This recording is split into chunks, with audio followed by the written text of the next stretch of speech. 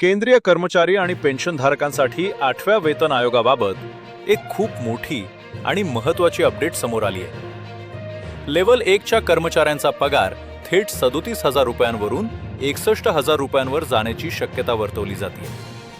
पण ही पगारवाढ कशी होणार आणि 7 व 10 ऑगस्टला दिल्लीत नेमकी काय घडामोडी घडणार आहेत, यामागचं संपूर्ण गणित, 5 महत्त्वाचे मुद्दे आणि खरी परिस्थिती सोप्या भाषेत समजून घेऊया।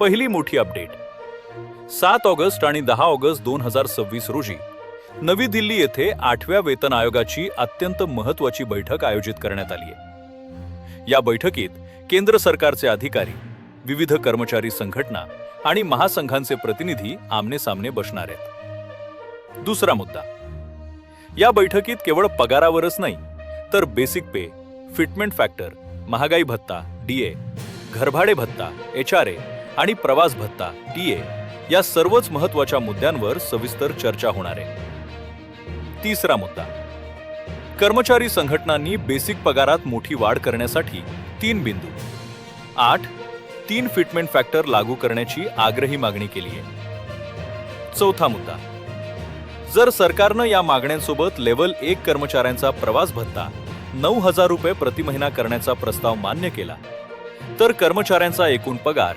65% वाढून थेट 61,344 रुपयेपर्यंत पोहोचू शकतो।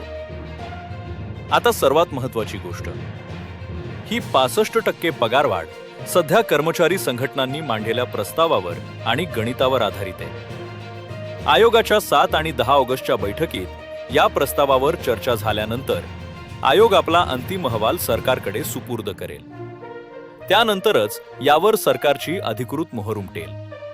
म्हणजेच 7 आणि 10 ऑगस्टच्या बैठकीत कर्मचारी संघटनांच्या कोणत्या मागण्यांवर निर्णय होतो हे पाहणे अत्यंत महत्त्वाचे ठरेल। तुम्हाला काय वाटतं, सरकारनं 3 बिंदू 8, 3 फिटमेंट फॅक्टर मान्य करायला हवा का? तुमची प्रतिक्रिया कमेंटमध्ये नक्की सांगा। 8व्या वेतन आयोगाची प्रत्येक नवी अपडेट सर्वात आधी मिळवण्यासाठी आपल्या चॅनलला नक्की सबस्क्राईब करा।